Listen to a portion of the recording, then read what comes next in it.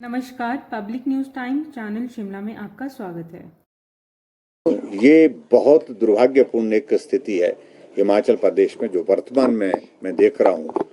अधिकारी भी नेताओं की तरह ही उन नेताओं, सत्ता पक्ष के नेताओं के इशारे पर जो है वो चल करके जैसा बोलते हैं वैसा करते हैं, यानी कि सदन को गुमराह करने की सारी हदें पार कर दी हैं।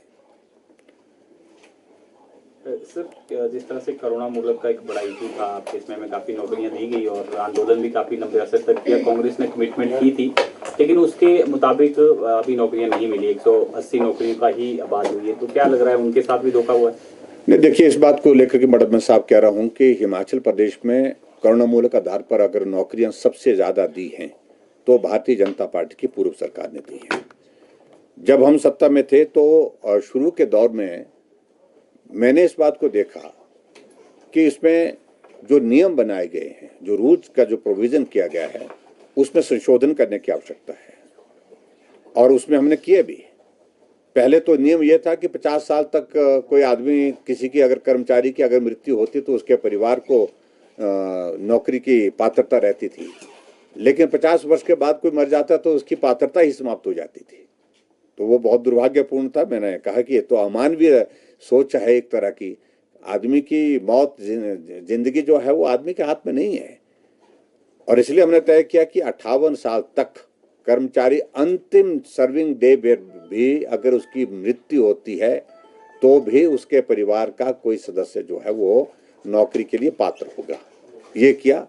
उसके आयु सीमा के साथ साथ में उनकी जो पर्टिकुलरली जो आय सीमा, उसमें भी हमने परिवर्तन किया, और उस कारण से 6000 में से लगभग 5000 के करीब, 4500 से ज्यादा बेरोजगारों को हमने नौकरी दी, जो अभी तक का हाईएस्ट आंकड़ा है हिमाचल प्रदेश में करुणा मूलक आधार पर। लेकिन वर्तमान सरकार कह रहे हैं कि हमने 20 महीने में सिर्फ 180 नौजवानों को नौकरी दी गई। तो ये मैं समझता हूँ कि बहुत खिलवाड़ है उन लोगों के साथ। ठीक है, उस वक्त भी वो अपने स्ट्राइक पर बैठे और मैंने उनको कहा था कि जब हम काम कर रहे हैं, आपके लिए मदद कर रहे हैं, तो ये स्ट्राइक नहीं करनी चाहिए। और उस वक्त ये सत्ता पक्ष के लोग जाकर के उनके वहां पर उस तंबू में जाकर के उनको उकसाते रहे। आज वही लोग हमको कह रहे हैं कि हमने गलत किया है, हमको उस तरह से नहीं करना चाहिए था जिस प्रकार से हमने पिछली सरकार में इन लोगों को कहने पर किया है। और आज वो पछता रहे हैं कि वर्तमान सरकार तो उनकी बातों को सुन ही नहीं रही है, उनकी बातों को मान ही नहीं रही है। और आज जिस प्रकार से मुख्यमंत्री जी ने कहा कि हमने कमेटी कॉन्स्टिट्यूट की है और कमेटी की रिपोर्ट आने के बाद हम जो 6 महीने के बाद, देखिए, आज तक के इतिहास में हिमाचल प्रदेश में यही हुआ है कि जो टाइम फ्रेम या जो भी बातें कही हैं वो जो है वो सत्य साबित नहीं हुई है, ये हकीकत है। कर्मचारी सर डाइट कर रहे हैं एरियर और डीए के मसले को लेकर, और बीते दिनों प्रदर्शन भी हुआ था, उसमें 10 लोगों को नोटिस जारी किए हैं सरकार ने। क्या लग रहा है, सरकार इस ओर ध्यान नहीं देती? देखिए, कर्मचारी अपने लोकतांत्रिक अधिकार के अनुरूप मांग कर रहे हैं। मैं समझता हूं कि उसको दबाने की आवश्यकता नहीं है। और जो मुख्यमंत्री जी तो बार बार इस बात को कहते हैं कि हम कर्मचारी हितैषी हैं, और अभी 20 महीने का छोटा सा कार्यकाल इनका पूरा हुआ और 20 महीने के अंदर ही कर्मचारी जो है वो काले बिल्ले लगा करके जो है वो अपना रोष प्रकट कर रहे हैं। सचिवालय के कर्मचारी, वहाँ के जितने भी जो उनके यूनियन के जो पदाधिकारी हैं, वो सब लोग जो है वो मांग कर रहे हैं कि जो कर्मचारियों के जो जेन्युइन इश्यूज हैं उनको सुनने के लिए भी अब मुख्यमंत्री तैयार नहीं है। हमारी सरकार में समय पर सैलरी देते थे, समय पर डीए की किस्तें, समय पर जो है जो हमारे कर्मचारियों के जो मेडिकल रिम्बर्समेंट के इश्यूज थे, उन सारी चीज़ों का हमने इंतज़ाम किया था। लेकिन आज हिमाचल प्रदेश में कांग्रेस की सरकार के 20 महीने का कार्यकाल पूरा हो गया, लेकिन कर्मचारियों को कुछ भी नहीं मिला। इसलिए वो सदन के चलते हुए, सेशन के चलते हुए अपना विरोध जाहिर कर रहे हैं, काले बिल्ले लगा करके, गेट मीटिंग्स करके। और सरकार को इस बात को समझना चाहिए कि अब सब ठीक नहीं है उनके लिए।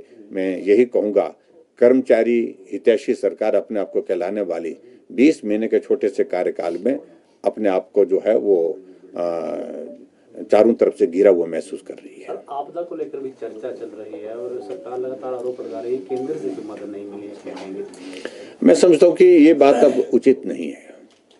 कल भी मैं इस बात को लेकर के बड़ा हैरान था कि जब मुख्यमंत्री जवाब देने के लिए वहां पर खड़े हुए, आपदा के मामले को लेकर के पिछले कल मैंने कुछ फैक्ट्स रखे हैं, मैंने सारी चीजों का जिक्र किया है। केंद्र ने जो मदद की है लगभग 18,000 करोड़ रुपए की मदद, 1800 करोड़ रुपए की मदद केंद्र से हुई है। और इसके अलावा हिमाचल प्रदेश के लिए 18,000 के लगभग जो मकान मिले हैं। और इसके अलावा हिमाचल प्रदेश के लिए विभिन्न योजनाओं के माध्यम से विकास के लिए कोई कमी, चाहे PMGSY की थर्ड फेज की जो शुरुआत के लिए पैसा दिया 2700 करोड़ रुपए, अलग अलग तरीके से मदद करने के लिए केंद्र सरकार ने रास्ते निकाले और मदद की है। लेकिन हिमाचल प्रदेश में आज अगर हम सरकार को पीछे पूछें तो जवाब इनके पास नहीं बनता फिर है। हजारों लोग जिनका घर चले गए लेकिन उनको एक पैसा नहीं मिला। हजारों लोग जिनको आपने कुछ पैसा दे करके उनको शांत करने की कोशिश की, कहने के लिए कहा आपने 7 लाख रुपए देंगे, 1 लाख रुपए दे करके उनको छोड़ दिया गया। 1 साल बीत गया और कहा कि प्लिंथ जब होगी उसके बाद दूसरी किस्त देंगे। अरे प्लिंथ नहीं, उन्होंने घर बना करके उसमें रहना भी शुरू कर दिया। आदमी बेघर हुआ है, उसकी मजबूरी है, व्यवस्था है, वो कब तक तंबू में रहेगा। लेकिन उसके बावजूद भी घर बन जाने के बावजूद भी अभी तक जो है वो ये किस्त जो दूसरी किस्त जारी नहीं कर रहे हैं। और अभी हाल ही में जो नुकसान हुआ है हिमाचल प्रदेश में, जिसमें 70 से ज्यादा लोगों की दुखद मृत्यु हुई है, बहुत जगह गांव बह करके चले गए हैं, वहां के बारे में सरकार अभी तक शांत है, अभी तक बोल नहीं रही है। कल कह रहे हैं कि अभी तो बरसात चली हुई है, अभी तक हम बरसात का इंतजार करेंगे, मतलब और घरों के बहने का इंतजार करेंगे, उसके बाद अनाउंस करेंगे। हमने कहा कि 7 लाख रुपए पिछली बार आपने एक घर के लिए देने की बात कही, तो अब की बार भी आपको 7 लाख रुपए देने चाहिए, क्योंकि मुख्यमंत्री समझ गए और वहां का आगे 1.5 लाख रुपए देंगे। ये मुख्यमंत्री जी अपने स्टेटमेंट है। तो आप कितनी बार झूठ बोलेंगे, कितना झूठ बोलेंगे। और खासतौर से ऐसे लोगों के लिए जो आपदा में बहुत बुरी तरह से पीड़ित हैं, बहुत परेशानी के दौर में से गुजर रहे हैं, उनको भी झूठ बोल रहे हैं। और दूसरी बात तो 4,500 करोड़ रुपए की हिमाचल प्रदेश में उन्होंने कहा कि भी हमने 4,500 करोड़ रुपए हिमाचल प्रदेश में एक पैकेज देने की बात कही है।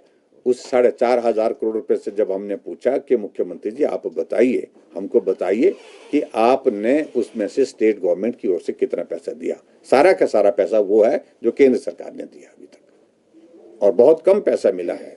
बहुत लोगों को अभी तक भी उम्मीद है, हम जाते हैं एप्लीकेशन देते हैं लोग कि हमारी जमीन चले गई, हमारा बगीचा चला गया, हमारे पशुशाला चली गई, लेकिन उसके बावजूद एक पैसा अभी तक मिला नहीं है। ठीक, थैंक यू। धन्यवाद। वीडियो अच्छा लगा हो तो public news times channel Shimla को सभी मीडिया प्लेटफॉर्म्स पर लाइक, शेयर और सब्सक्राइब करें।